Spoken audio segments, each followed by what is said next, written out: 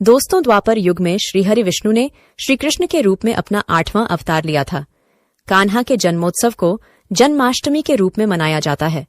हर साल भाद्रपद माह के कृष्ण पक्ष की अष्टमी पर कृष्ण जन्माष्टमी मनाई जाती है।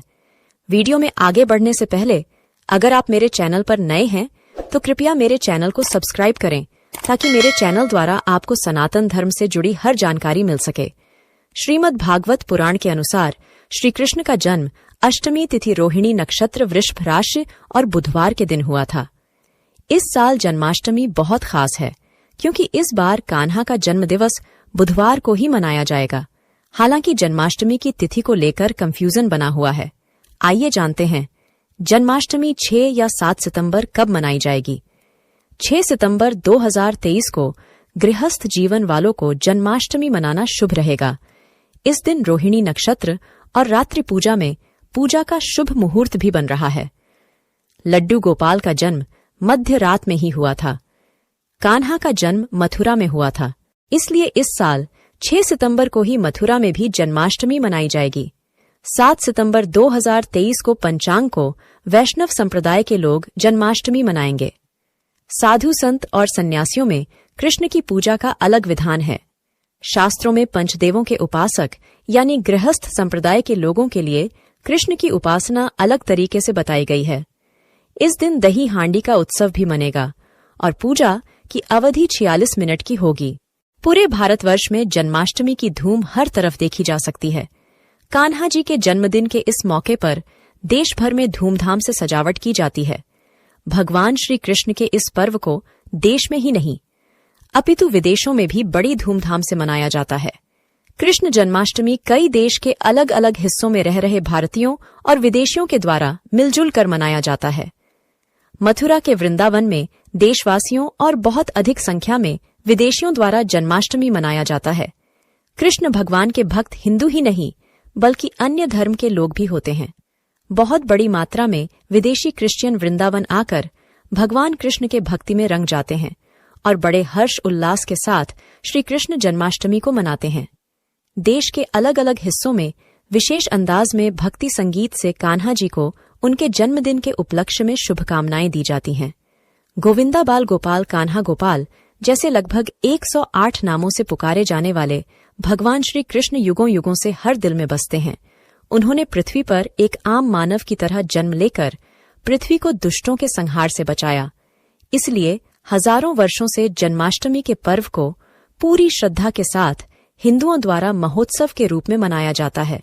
इसलिए हम सभी को कृष्ण जन्माष्टमी क्यों मनाया जाता है, जन्माष्टमी का क्या महत्व है, जन्माष्टमी की कहानी क्या है तथा भगवान श्री कृष्ण की जन्माष्टमी क्यों मनाई जाती है, इसकी वजह पता होनी चाहिए। श्री कृष्ण जन्माष्टमी का यह पर्व प्रत्येक हिंदू के लिए एक विशेष दिन होता है। मान्यता है कि इस दिन कृष्ण भगवान को भक्ति भाव से प्रसन्न करने पर संतान समृद्धि एवं अधिक उम्र की प्राप्ति होती है। सभी हिंदुओं द्वारा जन्माष्टमी के पावन पर्व को भगवान श्री कृष्ण के जयंती के रूप में मनाया जाता है। जन्माष्टमी के इस पर्व पर सभी हिंदुओं द्वारा भगवान श्री कृष्ण के जन्मदिन पर उन्हें प्रसन्न करने के लिए उपवास रखा जाता है। मंदिरों में सजावट की जाती है और कई स्थानों पर श्री कृष्ण रासलीला का आयोजन किया जाता है।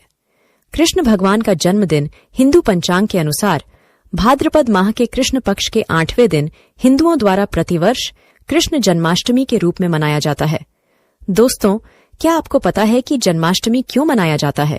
हिंदू धर्म की मान्यताओं के अनुसार सृष्टि के पालनकर्ता कहे जाने वाले भगवान श्री हरि विष्णु ने पृथ्वी पर जन्म लिया था। वैसे तो भगवान विष्णु ने कई बार इस पृथ्वी पर अवतार लिया है और दुष्टों का संहार किया है।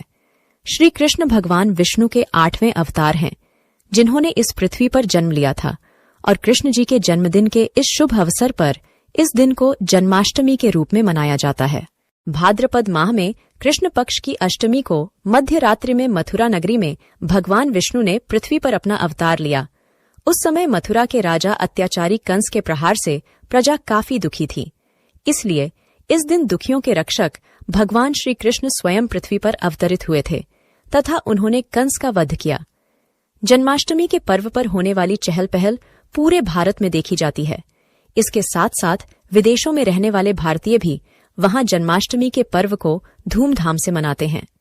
भक्तों द्वारा जन्माष्टमी के इस पर्व पर उपवास रखा जाता है, मंदिरों को सजाया जाता है, लड्डू गोपाल की मूर्ति को झूला झुलाया जाता है, भजन कीर्तन किए जाते हैं।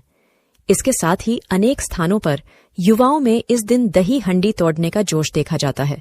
इसके अलावा भगवान कृष्ण की नगरी मथुरा में दूर दूर से श्रद्धालु आते हैं तथा मंदिरों में श्रद्धा भक्तिभाव से भगवान कृष्ण की पूजा अर्चना करते हैं। इस दिन पूरी मथुरा नगरी में भगवान कृष्ण के पर्व की चमचमाहट नजर आती है।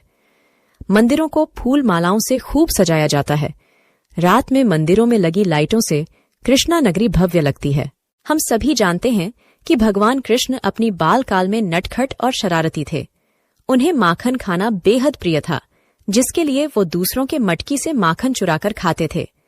भगवान कृष्ण की इसी लीला को उनके जन्मोत्सव पर पुण्य ताजा किया जाता है। देश के कई भागों में इस दिन मटकी फोड़ने का कार्यक्रम भी आयोजित किया जाता है। जन्माष्टमी पर्व की पहचान बन चुकी दही हांडी या मटकी फोड़ने की रस्म भक्तों के दिलों में भगवान श्री कृष्ण की यादों को ताजा कर देती है। भगवान श्री कृष्ण ने पृथ्वी पर माता देवकी एवं वासुदेव के 8वें पुत्र के रूप में जन्म लिया और जन्म के समय एक आकाशवाणी हुई कि देवकी का यह पुत्र कंस का वध करेगा और आगे जाकर उन्होंने अत्याचारी कंस का वध करके प्रजा को कंस के अत्याचार से बचाया। कंस के अत्याचार से पूरी मथुरा नगरी में हाहाकार मचा हुआ था। निर्दोष लोगों को सजा दी जा रही थी, यहां तक कि कृष्ण के मामा कंस ने अपनी बहन देवकी तथा उनके पति वासुदेव को बेवजह काल कोठरी में डाल दिया। इतना ही नहीं, कंस अपने अत्याचार से देवकी के 7 संतानों को पहले ही मार चुका था।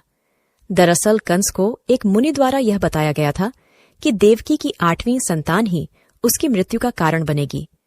इसलिए कंस ने माता देवकी के सारे संतानों का वध कर दिया तथा देवकी के गर्भ से भगवान कृष्ण ने फिर इस पृथ्वी पर 8वें पुत्र के रूप में जन्म लिया। कृष्ण के जन्मदिन पर आकाश में घनघोर वर्षा होने लगी। चारों तरफ घना अंधेरा छा गया। माता देवकी और वासुदेव को यह भय हो गया कि अगर कंस को पता चलेगा कि उनके 8वें पुत्र ने जन्म ले लिया है तो वह इसका भी वध कर देगा। इसलिए उन्होंने तय किया कि वे कंस के जानने से पहले ही भगवान श्री कृष्ण को सुरक्षित स्थान पर ले जाएंगे। कृष्ण भगवान को सुरक्षित स्थान पर ले जाने के लिए वासुदेव सिर पर टोकरी में कृष्ण भगवान को रखते हुए यमुना की उफनती नदी को पार कर अपने मित्र नंद बाबा के यहाँ पहुंच गए और वहां पर कृष्ण भगवान को यशोदा मां के पास सुलाकर आ गए और इस तरह देवकी के पुत्र कृष्ण भगवान का यशोदा ने पालन पोषण किया।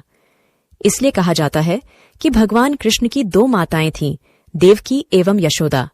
बचपन से ही कृष्ण भगवान ने कंस द्वारा भेजे गए दुष्टों का संहार किया तथा कंस द्वारा प्रजा को कष्ट देने के सभी प्रयासों को विफल कर दिया। फिर अंत में एक दिन कंस का वध करके उसके अत्याचारों से प्रजा को मुक्ति दिलाई। जिस तरह भारत में हिंदुओं के प्रमुख त्योहार होली, दीपावली को मनाया जाता है, ठीक उसी तरह कृष्ण की जन्माष्टमी के अवसर पर धूमधाम से इस पर्व को भारतवर्ष में हिंदू समुदाय के लोगों द्वारा मनाया जाता है।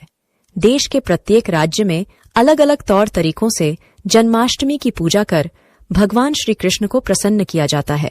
लेकिन एक खास बात जो इस पर्व में आस्था के रूप में देखी जाती है कि इस दिन भगवान कृष्ण के जन्म में सभी माताएं, बहनें, बच्चे, बूढ़े व्रत उपवास रखते हैं तथा शाम को पूजा के बाद व्रत को तोड़ते हैं। भगवान कृष्ण का युगों युगों से आस्था के केंद्र के रूप में हिंदुओं द्वारा पूजन जाता है। अतः भक्ति के साथ इस महापर्व को साथ में मिलकर मनाया जाता है। कृष्ण जन्माष्टमी के त्योहार कई जगहों पर माता बहनें निर्जला व्रत रखती है और वह पूरे दिन पानी तक नहीं पीती और रात को कृष्ण जन्माष्टमी के बाद ही पानी पीती है।